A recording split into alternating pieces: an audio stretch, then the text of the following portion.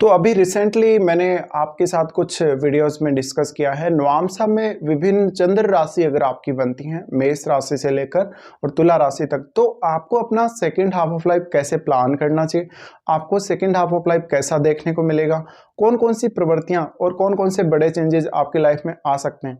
तो इस वीडियो में हम एक और चंद्र राशि आगे बढ़ते हैं और बात करते हैं किसी का भी अगर नवांशा चार्ट में चंद्र राशि वृश्चिक बन रहा है यानी स्कॉर्पियो 8 नंबर साइन में अगर आपका चंद्रमा है, तो आप अपनी सेकंड हाफ ऑफ लाइफ को कैसे देखते हैं, आप अपनी सेकंड हाफ ऑफ लाइफ को कितना चेंज में देखेंगे, कितना परिवर्तन होगा आपकी लाइफ में, कौन कौन से बड़े ऐसे चेंजेस आएंगे लाइफ में, या आपका ओवरऑल स्टेटस कैसा रहेगा, करियर कैसा रहेगा, इवन आपका जीवन साथी के साथ रिलेशनशिप कैसा रहेगा।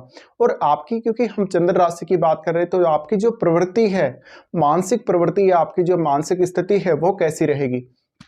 तो देखिए, जब भी हम स्कॉर्पियो मून की बात करते हैं तो ऐसे में इन जातकों में सेकंड हाफ ऑफ लाइफ में एक तो दृढ़ता बहुत ज़्यादा बढ़ जाती है, किसी भी मामले में बदला लेने की भावना या किसी के भी अगेंस्ट चलने की भावना बहुत ज़्यादा बढ़ जाती है। ऐसे में आपके जीवन में मेंटली बहुत ज़्यादा उतार चढ़ाव आप देखेंगे और इस वजह से इसका असर सीधा सीधा आपके करियर और आपकी मैरिड लाइफ पर मुख्य तौर पर पड़ेगा। पर वास्तव में अगर ऐसे जातक ठान लें तो अपने करियर में किसी भी हद तक जा सकते हैं, क्योंकि चंद्रमा का वृश्चिक में होना इनको काफ़ी ज़्यादा सनकी बना देगा और ये इनका जो सनकीपन है वो हमेशा इनके ऊपर हावी रहेगा। तो ऐसे में देखिए, हम अगर देखें वृश्चिक को, तो वृश्चिक वाले बहुत ही ज़्यादा मिस्टीरियस भी होते हैं। मिस्टीरियस जब आप हैं तो आप आगे क्या करने वाले हैं, किस प्रकार से अपनी लाइफ को प्लान करने वाले हैं, अगला डिसीजन आप क्या लेने वाले हैं, ये दूसरों के लिए काफ़ी मुश्किल होगा पता लगाना, और इवन आपके जीवन साथी के लिए भी काफी ज्यादा मुश्किल होगा। तो ऐसे केस में जीवन साथी के साथ अक्सर छोटी छोटी बातों को लेकर मतभेद होना और इन्हीं बातों की वजह से आपका सनकीपन सामने आना, इसकी संभावना बहुत ज्यादा है। बट इस प्रकार के जातक या तो किसी काम को करेंगे नहीं, अगर करेंगे तो पूर्ण समर्पण के साथ करेंगे, पूर्ण इच्छा शक्ति के साथ करेंगे। इसलिए आपके सफल होने की संभावना भी उतनी ही प्रबल है जितनी आपकी इच्छा शक्ति मजबूत होगी। तो ऐसे में ये जो आपको एनर्जी मिली है चंद्रमा के वृश्चिक में होने की वजह से, और क्योंकि वृश्चिक साइन जो है, स्कॉर्पियो साइन जो है, उसमें मंगल की एनर्जी है और मंगल की एनर्जी है, तो यहाँ बहुत ही स्ट्रॉन्ग जिद है किसी भी काम को करने की, बहुत ही एक आग जैसी डेवलप होगी यहाँ पे आपके माइंड में चीज़ें, और हमेशा आप बहुत ही ज़्यादा फोकस करके काम करने वाले हो। बट क्योंकि चंद्रमा वृश्चिक में है तो यहाँ पर फायरी एनर्जी होने की वजह से आप स्टेबिलिटी कम से कम अपनी लाइफ में देखेंगे, चाहे वो रिलेशनशिप में हो, चाहे आपके करियर में स्टेबिलिटी हो। स्टेबिलिटी की संभावना बहुत ही कम है। तो अब आप स्टेबिलिटी कितनी ज़्यादा ला सकते हैं अपने खुद के प्रयास के माध्यम से, अपने खुद के एफर्ट के माध्यम से, और आप हमेशा हर रिश्ते को तवज्जो देंगे, हर रिश्ते को इंपॉर्टेंस देंगे अपनी लाइफ में। ऐसा नहीं है कि आप अपने जीवन साथी को या किसी भी अपने निकट के रिश्ते को इग्नोर कर देंगे, बट आपको ये लग रहा है कि जब चीज़ें नहीं हो सकती, जब चीज़ें आपके अकॉर्डिंग नहीं चल रही हैं, तो वहाँ पर आप थोड़े से ढीले अवश्य पड़ जाएंगे। साथ साथ में आप कभी भी हारेंगे नहीं, आप हमेशा लड़ते रहेंगे, परिस्थितियों के अकॉर्डिंग चलने की कोशिश करते रहेंगे और कभी भी कॉम्प्रोमाइज करने की स्थिति में सामने नहीं आएंगे। ये थोड़ा सा आपको प्रॉब्लम दे सकता है जब भी बात आती है रिलेशनशिप की स्पेशली। बट ऐसे जातकों के सेकेंड हाफ ऑफ लाइफ में अपने करियर के लिए अगर वो स्पेसिफिकली कुछ प्लान करें, कुछ स्पेशल अपने करियर में करना चाहें, तो एक बहुत ही ज़्यादा अच्छी स्थिति ये हो सकती है। ऐसे जातकों को ज़्यादा से ज़्यादा आध्यात्मिक कार्य या आध्यात्मिक प्रैक्टिस करनी चाहिए। ऐसे जातकों को मेडिटेशन ज़्यादा से ज़्यादा करना चाहिए इनका मैरिज होने के बाद में। अगर आपको अपनी लाइफ में ज़्यादातर उतार चढ़ाव देखने को मिलते हैं, तो वहाँ पर आपको एक बहुत ही सॉलिड रणनीति की आवश्यकता रहेगी। ये नहीं कि आप अपना प्लान चेंज कर लें, क्योंकि वैसे भी आपको मंगल की एनर्जी और चंद्रमा की एनर्जी साथ मिल रही है।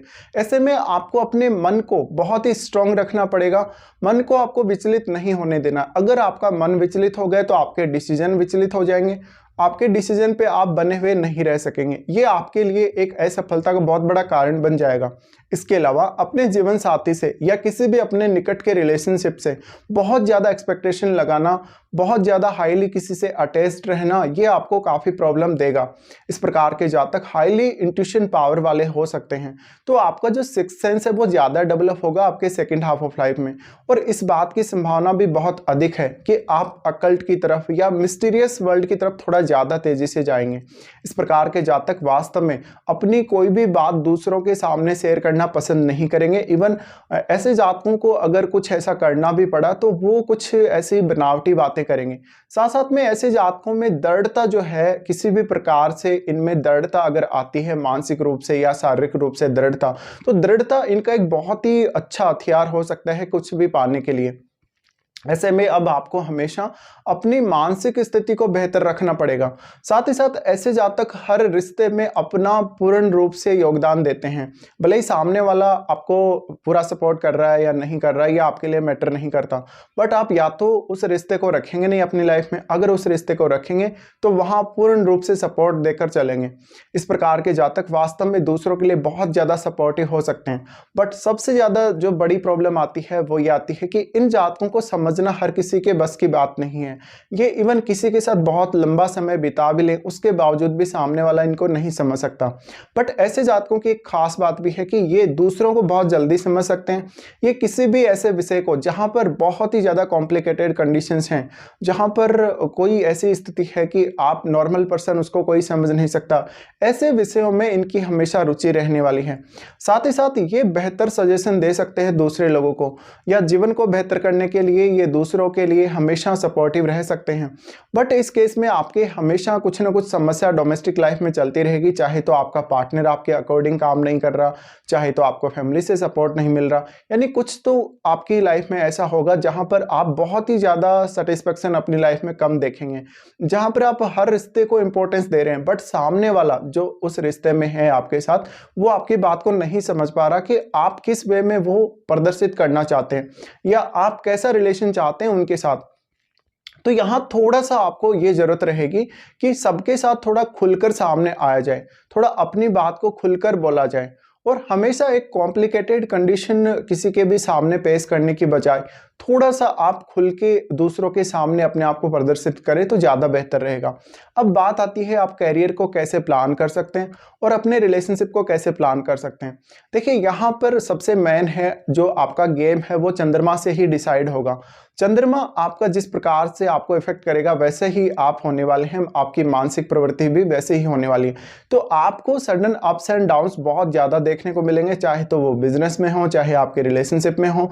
तो ज़्यादा से ज़्यादा आपको मजबूत इच्छा शक्ति के साथ इस बात के लिए प्रयास करना चाहिए कि आपके हर काम में स्टेबिलिटी आए, इवन आपकी डेली लाइफ में बहुत ज़्यादा स्टेबिलिटी आए। अगर आपकी डेली लाइफ में स्टेबिलिटी आएगी तभी आपके हर काम में स्टेबिलिटी आ पाएगी, और लगभग हर काम आप समय पर करने को देखें। अगर आप समय पर करने को नहीं देखते हैं तो ये चीज़ें आगे चलकर आपको काफ़ी परेशान कर सकते हैं।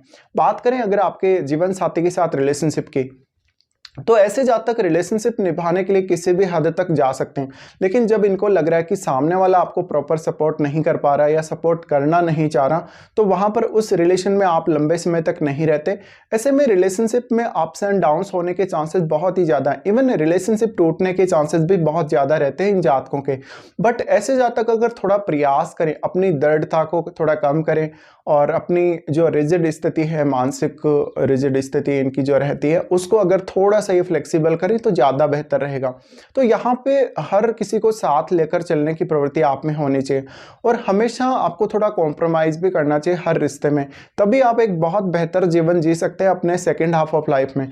तो ये कुछ प्रभाव और रिजल्ट रहेंगे आपके लिए जब भी आपका नवांशा चार्ट में स्कॉर्पियो साइन में चंद्रमा स्थित हो।